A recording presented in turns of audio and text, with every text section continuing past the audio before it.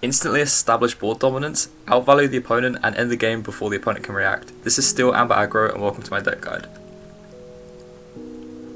As usual, here's a list of everything in this video, so if you're looking for something specific, here are the timestamps. The key cards for this deck include Just in Time. This card costs 3 ink, but it lets you play a character that costs 5 or less. On turn 3, playing a character with that many stats can heavily swing the game in our favour. Combine this with the absurd early game this deck has, and it provides unmatched tempo. The next card I want to highlight is Ariel. This card has the keyword Singer, which basically means she can act as a 5 cost to be able to play actions that cost 5 or less. This deck runs so many of those songs that being able to cheat them out very early is fantastic at getting to our win con. One of these songs would be A Whole New World. This card discards both ours and our opponent's hand and makes us both draw 7 new cards. This is great at refilling our hand once we've established a strong board. It also gives us the chance to discard our opponent's key cards. The final key card is Tinkerbell, the best card when it comes to controlling the board at the early stages of the game. Every time it attacks, it can add an extra 2 damage to any opponent character. Great at getting past bodyguards, not to mention you can get it on the board as early as turn 4, which we'll talk about soon. It's also important to note that when you play this character, it deals 1 damage to each opposing character. This is the deck list. This was the list featured in my meta decks for day 1 video, so if you've not seen that, it will be in the description. Anyway, we have multiple turn 1 options, strong 2-drops like Simba to protect those 1-drops, lots of card draw in cards like Rapunzel which can heal our characters, and also draw cards for each point healed. We have a strong bodyguard package in Goofy and Maximus, and Rockstar Stitch is a fantastic card that can allow us to spam cheap characters while refilling our hand in the process.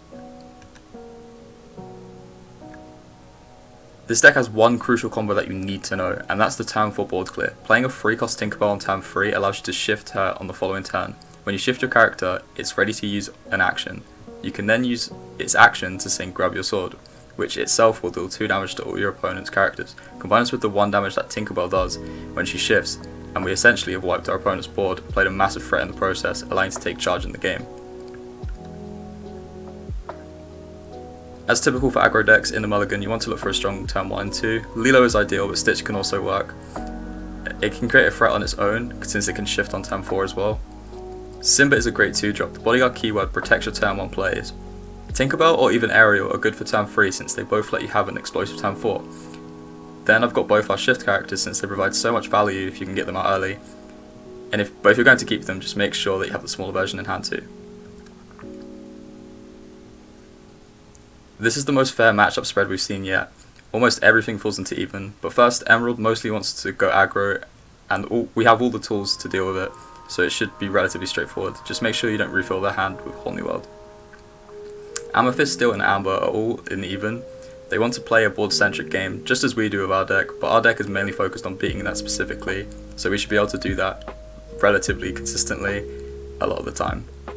Sapphire and Ruby are also here in even. Both of these inks want to get to a late game. Our goal here is to just basically end the game as quickly as possible, and we should have no problems. There are no favourable matchups for this deck just yet, but once the meta is established, then we can focus on more specific decks rather than just the generic ink colours. So that's it for the deck breakdown. If you have any decks you want to see, just drop a comment and I'll get around to it. Thanks for watching. Okay, so heading into game 1, we're going first here, which is exactly what we want. We've got some 1-drops and we've got Simba to protect. We've also got turn 3 Tinkerbell and the shift Tinkerbell. And we've also got Grab Your Sword. So I'm going to basically keep everything other than this Maximus. You could keep the Maximus to ink it. We get Lilo there, which is a great 1-drop as well. So I'm going to go ahead and ink this Stitch, just because I feel like the hook might be a bit better.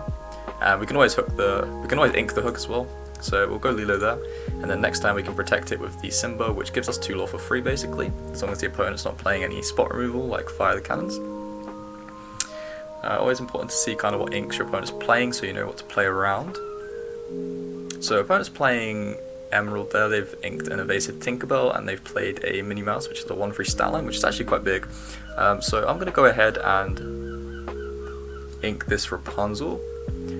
Don't feel like we'll need it for turn 4, we're going to be playing this Tinkerbell anyway. So we can go ahead and play this Simba, we'll put it in bodyguard position and then we'll quest for 2 with the Lilo. And overall quite a good start. We can even ink the hook next turn to play the Tink, and then next turn we can just ink whatever we draw to shift and sing Grab Your Swords to essentially clear the opponent's board, and then we'll have such a wide, strong board that we should just win the game from that point on. We are playing against Ruby Emerald, so quite aggressive from our opponent. They are just going to quest with the Mini. I'm not too scared about the Mini, it's only got 1 quest point and it's not really got a good stat line. They're going to ink a cat, which is fine. That's a really annoying card, so I'm glad that one's inked, so now they only have 3 in the deck. And there's a LeFleur, which is going to ready the opponent's character just to protect it, which is also fine. This, like I say, this card isn't much of a threat, so I'm totally fine to just leave it up for the time being. And we still got the pressure of the Tinkerbell Grab Your Sword combo, which at the moment will clear the opponent's board. There's a second Grab Your Sword, so I will go ahead and ink this hook. And I'll just play this Tink down, and then I'll just quest with everything. We are an aggro deck. As much as we do want to control the board, we are an aggro deck, so we do want to kind of push to 20 as quick as possible. We're already at 5 on turn 3, which is just fantastic. And like I say, we have no signs of slowing down. We've still got the Shift, Tink, and the Grab Your Swords. And then we can follow up the next time with another Grab Your Swords if they do establish a wide board. Because not many cards that they play this early will have more than the 3 health. They won't have more than 3 health, which is nothing we can't deal with the combo. So they're going to ink an Aladdin, probably play a cat if I had to guess, since they inked one. Yep, so there's the Cheshire Cat, once again 3 health. So as long as we top deck an uninkable, as long as we top deck an inkable, sorry, we can ink it and then clear the opponent's board, which, like I say, is a massive tempo swing. So just got to make sure that we do get the inkable here. There it is, fantastic. So there's the Maximus. So we can go ahead and shift this Tinkerbell, which would deal 1 to everything, and then we can sing. Why is it not letting me? Yep, sing with the Tinkerbell to deal 3 to everything, and now the opponent has no board on turn 4, and we have 5 quests on board with 3 strong units, a bodyguard, and just a really strong stat minion in the Tinkerbell. Our hand is quite empty, so we would like to see a whole new world to just draw 7 new cards and just keep the cast going, but where we are right now I'm relatively happy. And there's not many decks that can go against the turn 4 Tinkerbell shift. It is arguably one of the strongest things you can do in the game. So there's another Tinkerbell, so we could ink it to Grab Your Swords, but I'm actually just gonna quest and pass. I think that's fine. That works for me. You can, in Pixelborn, I don't know if this is an actual rule, I'm pretty sure it is, you can shift your Tinkerbell onto an already shifted Tinkerbell to do the 1 damage everywhere again, if you want to. So if I really wanted to kill this one Tinkerbell, I could. There's a concession, and that's a really quick game 1. That's exactly what you want to do with the deck. Just exert that much pressure. Let's go to game 2. So game 2 we're going second this time.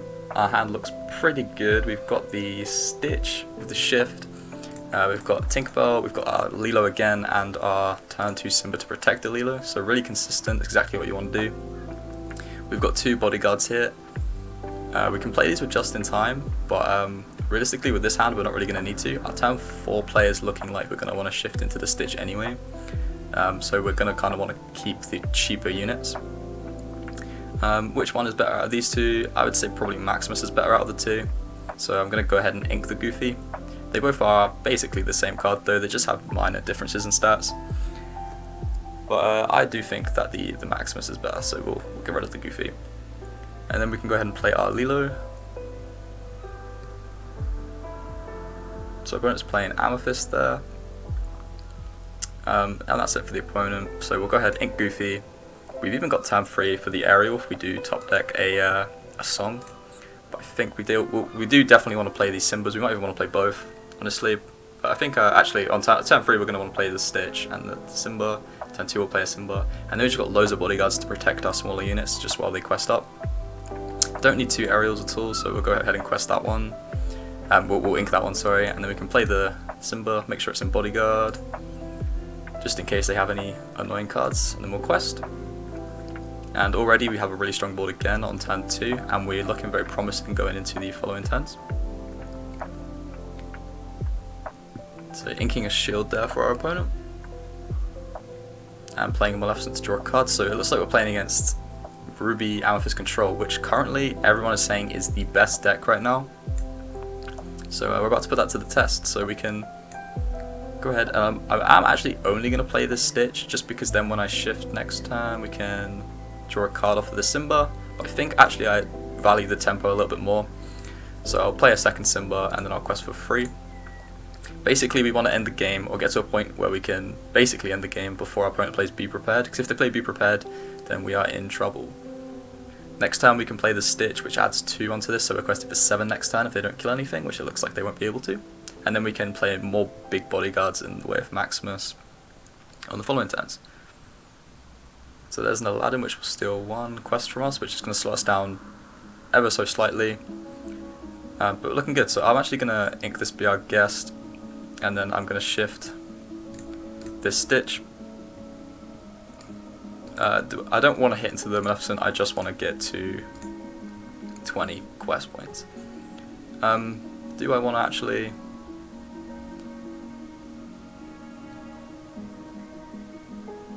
No, I'll just go ahead and quest. I just want to get to my point of like lethal basically. I know the opponent wants to control the board, and I just want to end the game before they can get there.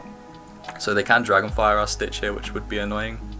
Dragonfire their own Maleficent, so I think that was a slight misplay from them. So I'm not going to quest for the Stitch this turn, but I think I will. There's the concession. I'm going to add it. Basically, we would have ended the game in 2 turns. They wouldn't have got to Be Prepared, so we would have ended the game before they got to that huge key card. Let's go into game 3.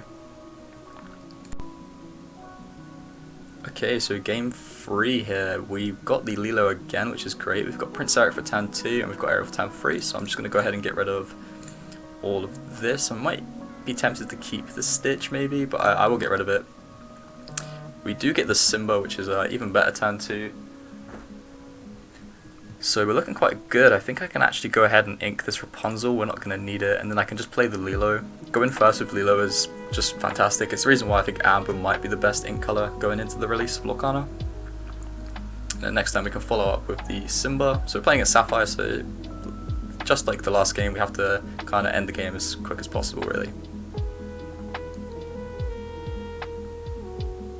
So do we want to play the Prince Eric or the Simba? We could play the Prince Eric, but I think the Simba might just be better. And then turn 4 we can have the shift to Tinkerbell as well.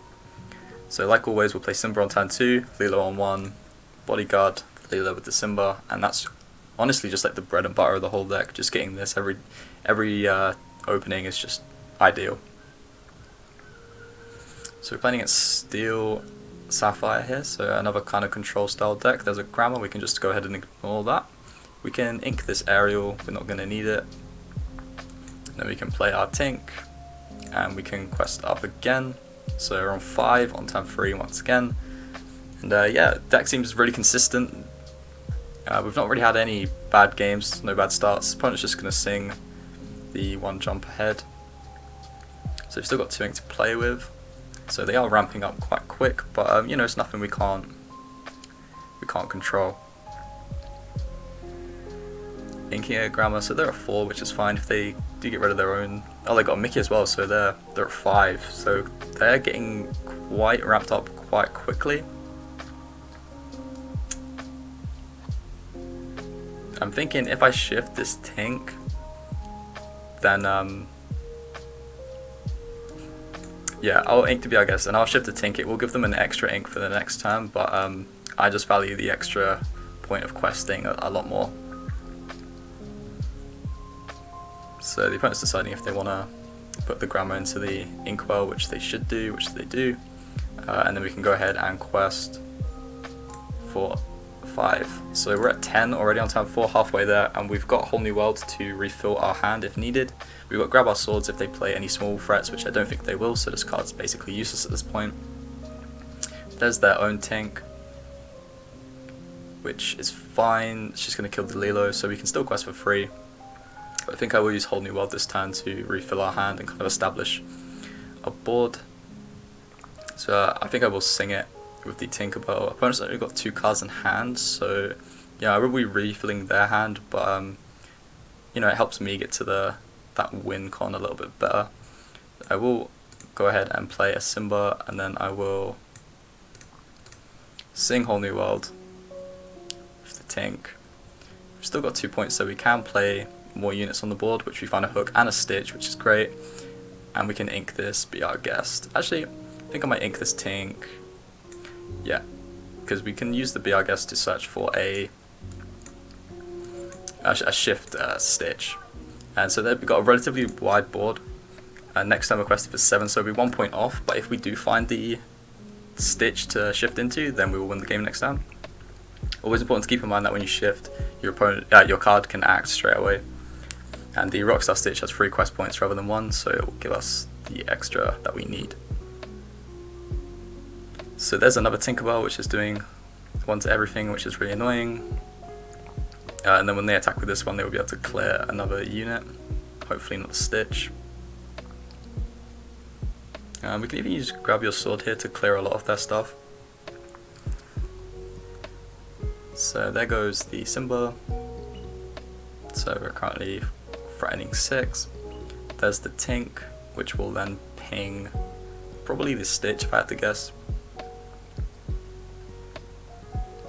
But what I can do is I can hit this hook into this Tink. Oh, okay, they're going to hit into the Tink and then trade with the Flounder. Okay, that makes way more sense. I didn't even look at that. But yeah, so our board's kind of been shut down quite quickly. But what I can do is I can play this Maximus with Bodyguard. And then I can hit this hook into this Tink. And then I can just go ahead and quest with both of these units. So we've slowed down quite a lot, but we are at 13 to 1, so we are looking quite good. This is one of those controlling matchups where we are kind of unfavored, but you know, we could have arguably done more to get to the 20 to get the win basically, but we didn't. TK is quite an annoying card for us. It was going to steal our quest points, our lore. And the opponent's already at 9, so the bells that's going to start flooding the board are going to be questing for 5. So the opponent's in a really good spot here. There's the number 10 that they're trying to get to. And the Tink is going to clear our whole board.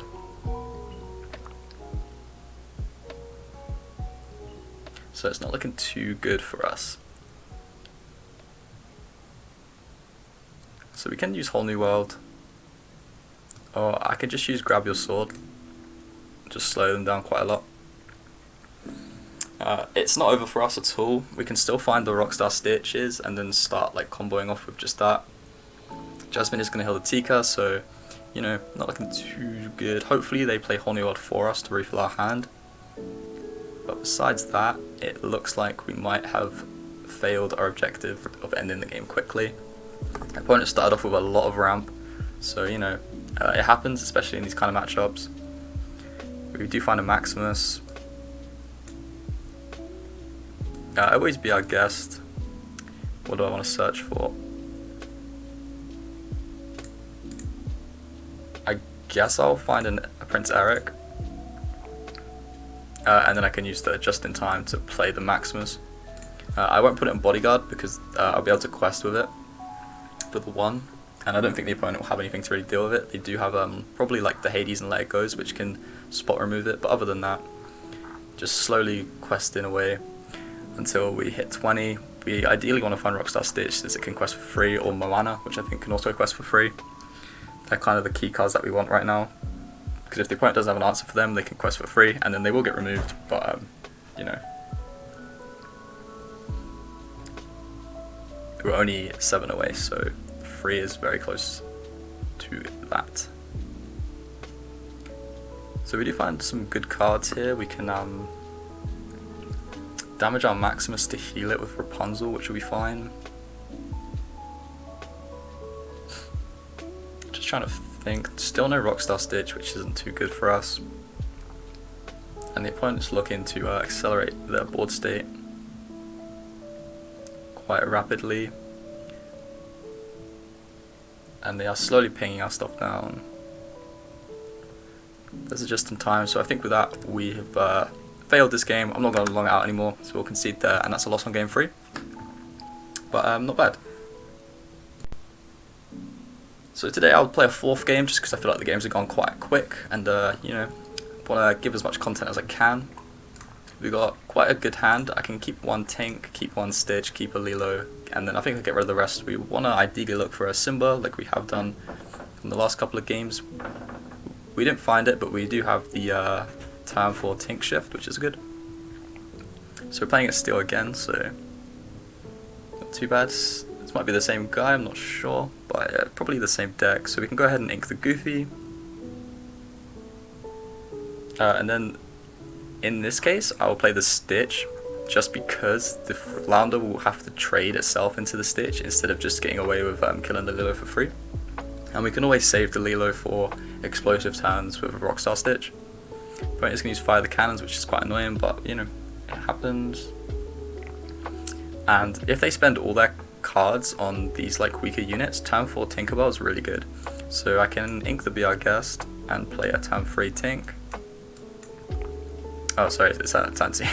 Next turn I can play the Tink, which is fine. I think I'll ink the Aerial next turn. So it looks like it is the same deck that we just played against, so a good rematch. Hopefully we can go 1-for-1 instead of 0-2 against these guys. Play their own Tinkerbell, so they might be threatening a turn 4 Shift Tink as well. We do just need to find Grab Your Swords, and then we can kind of clear the board from that point. Flounder does only quest for 1, so I'm not too scared about letting it quest up. Just in time there, which could get us a Maximus, which is quite good, but I will ink this Aerial to play our own Tink.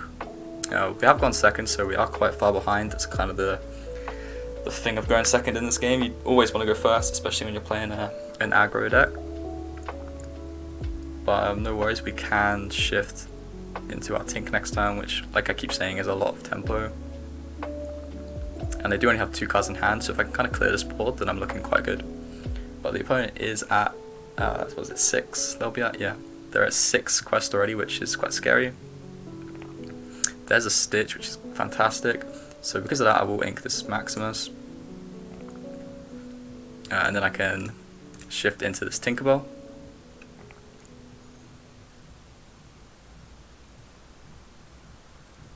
And then I can basically go ahead and clear this whole board. So I can hit into a Flounder and then use our little ping to kill this other Flounder. Thinking about I should have attacked into the Tinkerbell, but I misread the damage. You know, it happens, I'm not too used to the cards yet, but it's not too bad. As long as we don't get punished, then I'm happy. So there's the Shift Tink that I was just talking about. If the opponent hits into it, then their own unit will die anyway, so that's fine. They are going to quest, so because I'm behind, I am just going to trade here, and then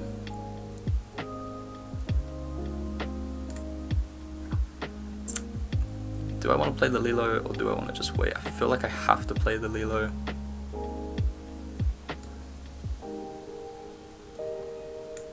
Because I can't really ink anything, because my hand's quite clogged with uninkables. Because if I had an inkable card, I could just ink and pass, and then we could play the Stitch. But I think I'll have to play the Leo here. Because I don't want to play Whole New World, because I don't want to give them 7 cards, because then it kind of just puts us back to where we started, basically. They might play their own one here anyway, which is fine with me. So there you go, there's nothing from the opponent. So I'm going to ink this Tinkerbell just to get us closer to this Rockstar Stitch. Both of us, being me and my opponent, are quite bricked up right now. I don't know if that's the right term to use, but you know, bricked up, I guess. We're both not got much to do. I'm just gonna play one jump ahead. I found another Lilo, which you know, I ideally do want this Stitch, but you know, Lilos are questing for a lot, and right now the opponent doesn't seem like they have anything to deal with it, so we can just go ahead and squeak our Lilos out and see if we can squeak closer to that 20.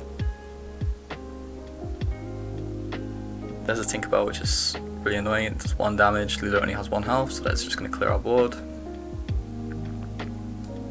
And then I definitely do want to ink the Stitch to play the Stitch. And then basically we just need to draw some cheap units and start drawing up.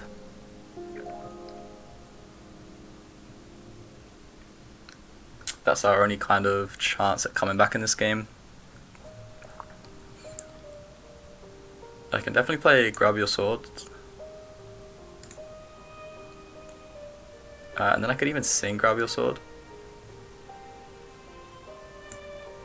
which I think I will actually. That will get rid of the hands so they're not questing for 2, and then if they want to hit into the Stitch, it will trade the Tinkerbell and they won't kill the Stitch, which is ideal. Jasmine is going to heal the Tinkerbell, but it still won't be enough to not die to the Stitch, basically.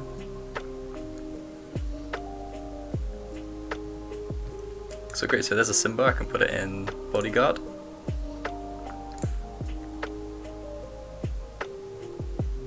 Okay, it didn't let me do that. I think if I put it in, since I put it in Bodyguard, it didn't let me draw a card, which is quite stupid, but I can quest for free with the Stitch. So yeah, I guess that's kind of just a interaction thing, but in real life you wouldn't even have to worry about that. You could definitely just draw a card with the Stitch. So there's the Hades, which is going to remove our Stitch, so quite unfortunate we didn't get the card draw there. That might cost us the game, but you know, it happens. Jasmine's going to quest for 2 and heal the Tink, and then Tink's going to quest for 2, or it's just going to hit into the Simba, which is fine as well.